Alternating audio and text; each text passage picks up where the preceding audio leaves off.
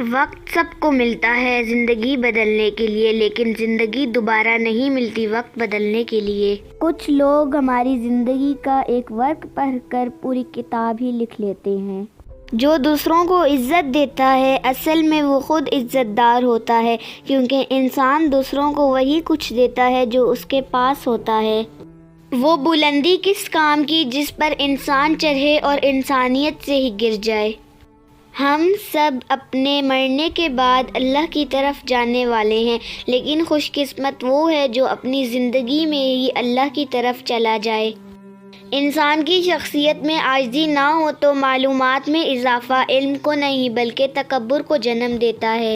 اگر کھوٹے سکے سے کچھ خریدنا ناممکن ہے تو نیتوں میں کھوٹ رکھ کے فلاح پانا بھی ناممکن ہے۔ سب حاصل اور لا حاصل کے دائروں میں گھوم رہے ہیں۔ حاصل کی ناقدری اور لا حاصل کی حسرت کبھی ختم نہیں ہو سکتی۔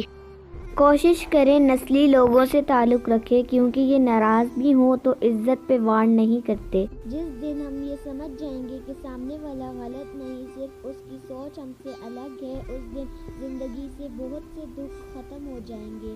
حضرت علی نے فرمایا، جو شخص تمہارے خون میں سے نہ ہو مگر پھر بھی تم کو عزت دے اور پیار دے تو بے شک وہ تمہارے لیے بہترین رشتہ ہے۔ کوئی کسی کو نہیں سمجھ سکتا، انسانوں کے دل سمندر سے زیادہ گہرے اور آگ سے زیادہ پر اثر ہوتے ہیں۔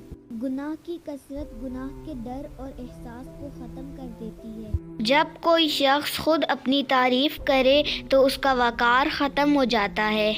ہم زندگی میں ضرور کامیاب ہوں گے اگر آپ ان نصیحتوں پر عمل کر لیں جو ہم دوسروں کو کرتے ہیں۔